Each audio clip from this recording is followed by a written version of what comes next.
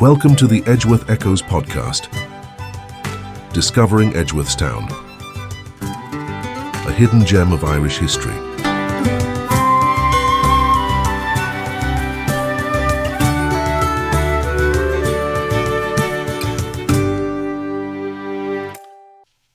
Hello and welcome to this edition of the Edgeworth Echoes podcast. This is your host, John. In this episode, I am looking back on Heritage Week, which ran from the 17th to the 25th of August, focusing on one main event, the recreation of an 1804 historical moment when Richard Lovell Edgeworth was able to send signals from Dublin to Galway using his new semaphore-based telegraph system. It was a remarkable achievement for the time.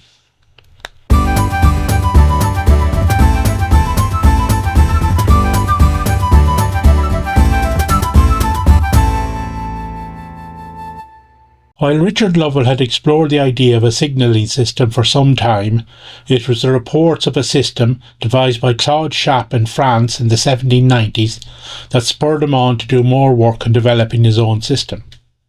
As you will hear later, he was a man with a dream, and his daughter Mariah and his son-in-law Francis Beaufort helped him achieve this dream. The recreation of this event was the dream of another man, Ray Jordan, a retired telecommunications engineer, and it was his family who helped him achieve his dream. The Jordans and the Edgeworth Society teamed up in 2023, and using a mix of historical and modern systems, signals were sent from Edgeworthstown to Tullynally Castle, just as Richard Lovell had done in 1794. The Jordans and the Edgeworth Society teamed up again in 2024 to recreate the 1804 event, sending signals between Dublin and Galway, and the whole event can be viewed on our YouTube channel, link in the description. A couple of members of the Edgeworth Society travelled to Dublin to the Irish Museum of Modern Art, while others were based in Galway and at the Mariah Edgeworth Centre in Edgeworthstown. There was also an option to register online prior to the event and then watch this over Zoom. In this episode, you will hear a bit less from me and more from some guest speakers who were present at the event. Our first speaker will be Ray Jordan, the man with the dream, who tells us a bit about Richard Lovell Edgeworth's dream.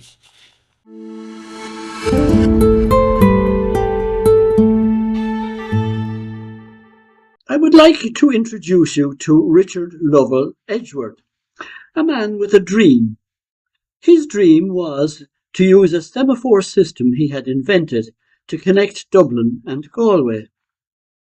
His main reason was he believed if Napoleon were to attack, he would do so on the west coast, and 1798 proved him right. He also realised the system could have a beneficial side through commerce to the west.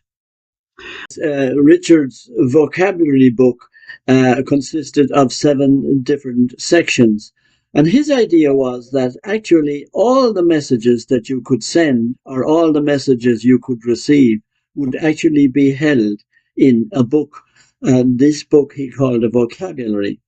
It would be held at either end of the link. So, for instance, there would be one held in Dublin, and there would also be one held in Galway. Now, he believed that that was a clever way to do things, and in fact, on one occasion he reasoned that he called his book a machine. But let's example, take a message we would like to send to Galway. What is your weather like today? Let us allocate the code 2345 to that perennial question, and then see where that takes us. You can see that the digit 2 will actually select section 2. And in section 2 then, the next digit 3, will select page 3 of the 7 pages in that section. Then the last 2 digits, 45, will select message 45 out of the possible, I think, 77 messages that could have been on that in that section.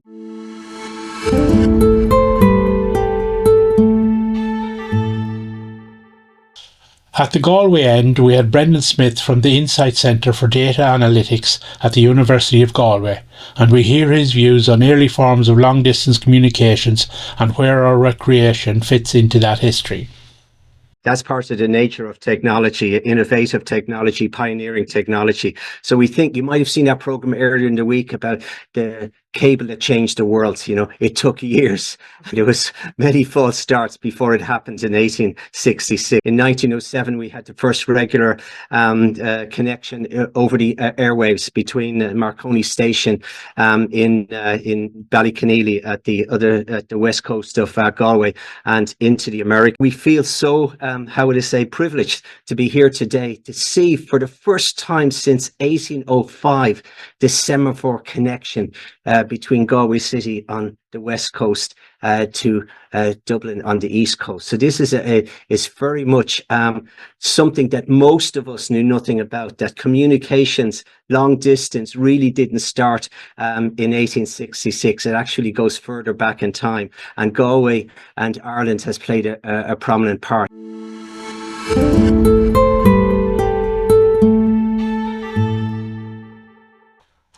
Our next speaker is Dr. Joanna Wharton of York University and UCC, who was our historical advisor for the 2023 and 2024 events, and she gives us some background on how the original event came to be and how successful it was. So it's incredibly exciting for me to see the Telegraph in action today after many years of looking for it in books and dusty archives.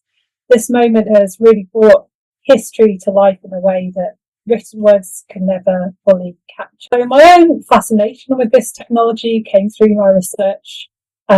about through my research on Maria Edgeworth, who fictionalised the telegraph in some of her tales. So in one story in particular, a Cornish tin miner carries a telegraph to India, and that's a narrative that would later actually echo in reality when a man who worked on the telegraph in Ireland took Richard Lovell Edgeworth's design to Calcutta, where a series of machines were built for the East India Company. And remarkably, some of those towers are still standing today. Maria's involvement with the telegraph went beyond fiction as well. So in collaboration with her father, she wrote letters to the government and essays that publicised his invention.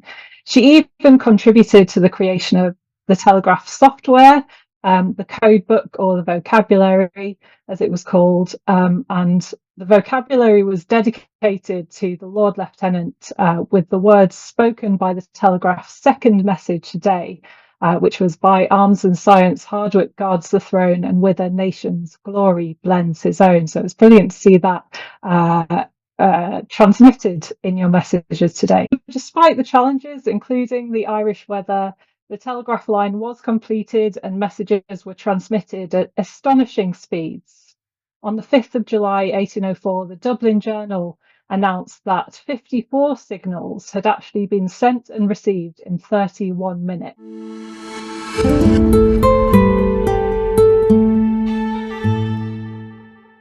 Along with those who attended the event in Galway, Dublin and Edgerton, we also had a worldwide audience from the USA, Malta, the United Kingdom, Palestine and Austria, as well as Ireland, who logged in via Zoom to watch the event.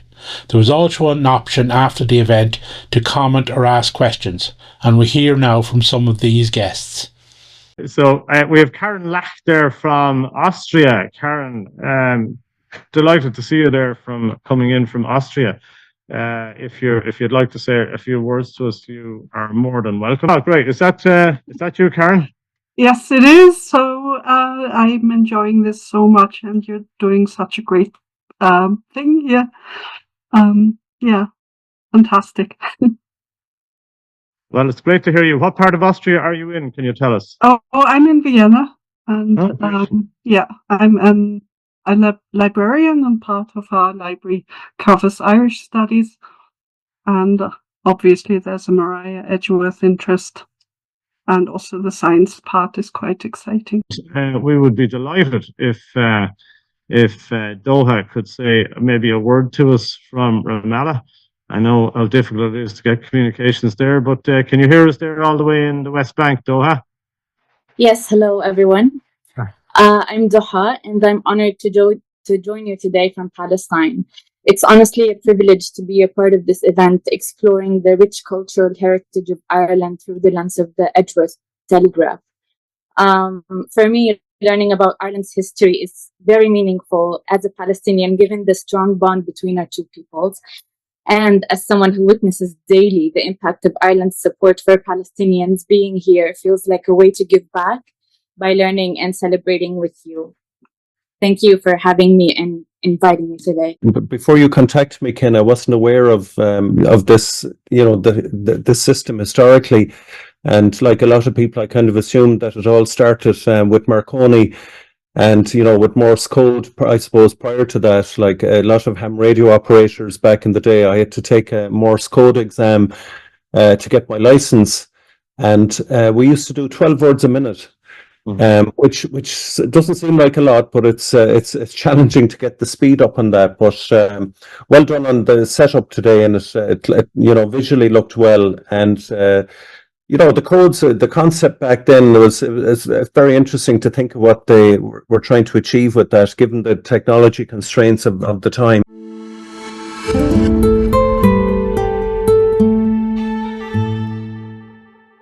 So our recreation concluded successfully, and we had a good day at the Irish Museum of Modern Art, and we returned home in high spirits.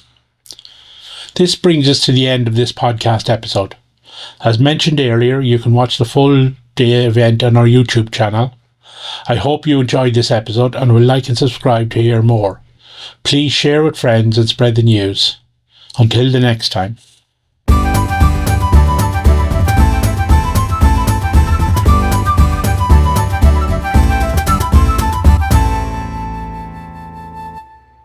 If you are interested in learning more about the Society and the history they preserve, please visit www.mariaedgeworthcentre.com. You can sign up to our newsletter, book tours, learn about our annual literary festival, and read up on some of the remarkable people who have links to our town. This has been the Edgeworth Echoes podcast, rediscovering history.